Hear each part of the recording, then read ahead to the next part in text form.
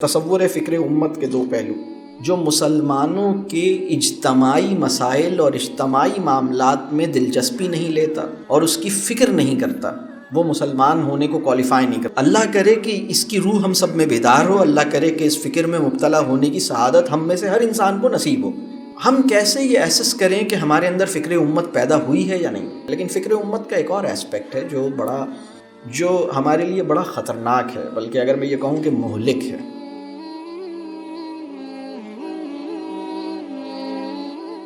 دوسرا جو میرا گفتگو کا پوائنٹ ہے، تصور فکر امت کے دو پہلو۔ اس کے دو پہلو ہیں۔ اس کا ایک پہلو اس میں بڑی خیر ہے اور وہ بڑا پسندیدہ پہلو ہے، اور وہ پہلو وہ ہے جو ہمیں مسلمان ہونے کو کوالیفائی کرتا ہے۔ جو فکر امت ہے، رسول اللہ صلی اللہ علیہ وسلم نے فرمایا کہ میری پوری امت جو ہے وہ جسد واحد کی طرح ہے، یعنی جب اس کے کسی ایک حصے کو تکلیف ہوتی ہے تو دوسرے حصے کو بے چینی ہونی چاہیے اور اس کی تکلیف محسوس ہونی چاہیے۔ تو پوری امت جو ہے وہ ایک ون سیلف کے طور پر فنکشن کرے۔ یہ ایک بہت زبردست ویژن ہے جو ہمیں ملا ہے۔ تو یہ فکر امت کا ایک بہت ہی، یعنی اس کی بنیاد پر فکر امت کا ایک بہت پسندیدہ پہلو پیدا ہوتا ہے۔ لیکن فکر امت کا ایک اور پہلو ہے جو ہمارے لیے مفید نہیں ہے، اور یہ ایک بڑی تلخ بات ہے جو میں ابھی بیان کروں گا۔ اس کو پہلے میں کھول دوں کہ وہ بات کیا ہے۔ فکر امت کا جو پہلو بہت اہم ہے، جو بلکہ رسول اللہ صلی اللہ علیہ وسلم کی ایک اور حدیث کا مفہوم ہے کہ ہم میں سے وہ انسان جو مسلمانوں کے اجتماعی مسائل اور اجتماعی معاملات میں دلچسپی نہیں لیتا اور اس کی فکر نہیں کرتا، وہ مسلمان ہونے کو کوالیفائی نہیں کرتا۔ یہ رسول اللہ صلی اللہ علیہ وسلم کی حدیث کا مفہوم ہے۔ یہ بہت اہم بات ہے۔ یہ دو باتیں آ گئیں، ایک جسد واحد کی بات آ گئی، ایک یہ والی بات آ گئی۔ تو فکر امت جو ہے، یعنی فکر امت دین کا وہ تقاضا ہے جو اللہ کرے کہ اس کی روح ہم سب میں بیدار ہو، اللہ کرے کہ اس فکر میں مبتلا ہونے کی سعادت ہم میں سے ہر انسان کو نصیب ہو۔ ہم سب کو اپنی ذات کی فکر کے علاوہ یہ فکر بھی نصیب ہو کہ ہم ایک بڑی ہمارے اندر فکر پیدا ہو۔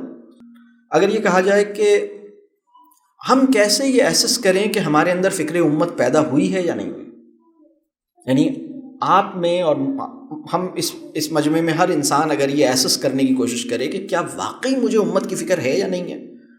اگر امت کے کسی حصے کو، اگر مسلمانوں کے یعنی دنیا میں کسی بھی مسلمان کو تکلیف پہنچتی ہے، مسلمانوں کے بارے میں پتہ لگتا ہے کہ وہ بڑی تکلیف میں ہیں، یا معاشرے کے اندر پتہ لگتا ہے کہ ان کے ساتھ ایک زیادتی ہوئی ہے، یا وہ تکلیف میں ہیں، یا وہ مشکل میں ہیں، یا ان کے معاملات ٹھیک نہیں ہیں، تو اس کے اوپر ان کو فیلنگز کی سطح پر، یعنی محسوسات کے اندر احساس، ان کی فیلنگز اور ان کے ایموشنل لیول پر ان کو ایک تکلیف محسوس ہونی چاہیے، مطلب، اور اس کا انڈیکیٹر یہ ہے کہ وہ کچھ دیر کے لیے، جب انہیں یہ خبر ملے کہ ان کے مسلمان بھائی اتنی تکلیف میں ہیں، تو کچھ دیر کے لیے کم از کم وہ انٹرٹینمنٹ کو ایوائڈ کر سکیں، کچھ دیر کے لیے کم از کم وہ تفریح سے گریز کرنے پر مجبور ہو سکیں، اور ان کے احساسات اور ان کے جذبات جو ہیں اس تکلیف کو فیل کرنے کی، مطلب ان کو فیل ہو کہ ہاں، جیسے کہ میرے اپنے بچے کے ساتھ یہ واقعہ ہوتا تو کیا ہوتا، تو وہاں کے بچے کے ساتھ ہوا ہے تو یہ کیا ہے۔ یہ فکر امت کا ایک ایسپیکٹ ہے۔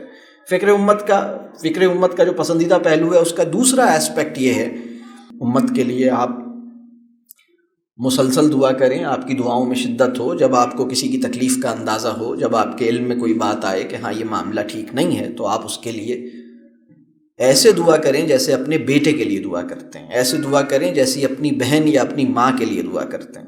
اگر اس کو تکلیف ہوتی ہے، اگر وہ اس حال میں ہوتا، تو آپ جو دعا کرتے، تو آپ کم از کم یعنی وقت نکال کے ایک دفعہ وہ دعا کریں، اور اس دعا میں شدت ہو، اور اس دعا کے تسلسل کی بھی اللہ سعادت عطا کرے، اس کو دعا کی توفیق ہو کہ ہم ایک دفعہ نہیں کئی دفعہ دعا کریں۔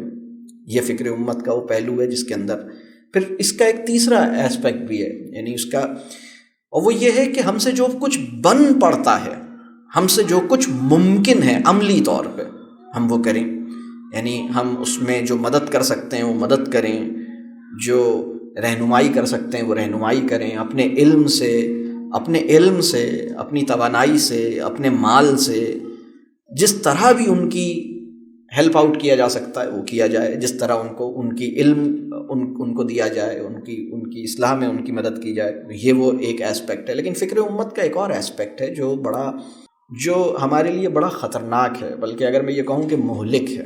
جس فارم میں فکر امت ہم سے مطلوب نہیں ہے وہ کیا ہے؟ اس کے 3 انڈیکیٹرز ہیں. اس کا پہلا انڈیکیٹر یہ ہے کہ میں اپنی فکر سے غافل ہو جاؤں، یعنی مجھے امت کی فکر، امت کی اصلاح کی فکر اپنی اصلاح کے جذبے پہ غالب آ جائے، امت کی نجات کی فکر اپنی نجات کے جذبے پہ غالب آ جائے، ان کو سیدھا کرنے، ان کی اصلاح کرنے، ان کی مدد کرنے، ان کے لیے کچھ کرنے کی فکر اپنی ذات کی فکر پہ غالب آ جائے، اپنی اصلاح کی فکر پہ، اپنے تزکیے سے مجھے غافل کر دے. یہ اس کا ایک پہلو ہے. اس کا دوسرا انڈیکیٹر کہ آپ اپنے گھر سے اور اپنے دائرہ اختیار سے بھی غافل ہو جائیں، یعنی آپ کو اپنے اہل و عیال کی فکر اس سے فارغ ہو جائیں. آپ جس دائرے میں جو کر سکتے ہیں آپ یہ بھول جائیں کہ آپ کا اپنا ایک دائرہ اثر ہے. اللہ نے آپ کو 10-15 لوگوں کی زندگی میں ایک مقام عطا کیا ہے. کم از کم اس دنیا میں 10 آدمی ایسے ہیں، یا 5 آدمی ایسے ہیں، یا 8 آدمی ایسے ہیں جن کی زندگی میں آپ کی ایک اہمیت ہے، آپ کی ایک حیثیت ہے. ان میں سے کچھ کے آپ راعی ہیں، وہ آپ کی رعیت ہیں، کچھ کے آپ بھائی یا بہن ہیں، کچھ کے آپ دوست ہیں. یہ جو 10-15-20 لوگ ہیں جن کی زندگی میں آپ میٹر کرتے ہیں، آپ ان کی فکر سے غافل ہو جائیں اور اس دائرے میں جو کام کیا جا سکتا ہے اس سے فارغ ہو جائیں. یہ دوسرا نقصان. تیسری چیز یہ ہے کہ ہم مایوسی کا شکار ہو جائیں، ہم انتظار کرتے کرتے تھک جائیں اور ہمیں یہ مایوسی اور نا امیدی ہمارے اندر پیدا ہو جائے کہ بس کچھ نہیں ہو رہا. ہم اپنی نفسیاتی صحت تباہ کر لیں، ہم نفسیاتی طور پر مضمحل ہو جائیں. تو یہ جو مسئلہ ہے، یہ بڑا مسئلہ پیدا ہوتا ہے. مطلب ہم دیکھتے ہیں کہ لوگ جو ہیں مایوسیوں کا شکار ہو گئے ہیں. آپ نے دیکھا ہے ایسے لوگوں کو جو مایوسی کا شکار ہو رہے ہیں؟ کبھی کبھی بہت سے لوگ خود، مطلب میں، ہو سکتا ہے آپ میں سے کسی کو محسوس ہوتا ہو کہ ہاں ہمارے اندر مایوسی پیدا ہو رہی ہے، ہم ایک پوائنٹ پہ آ کے ہمارے اندر ہمیں مایوسی پیدا ہونے لگتی ہے. اور اس مایوسی کو پیدا ہونے کی جو بڑی وجہ ہے، وہ وجہ اب میری گفتگو کے تیسرے حصے سے کنیکٹڈ ہے.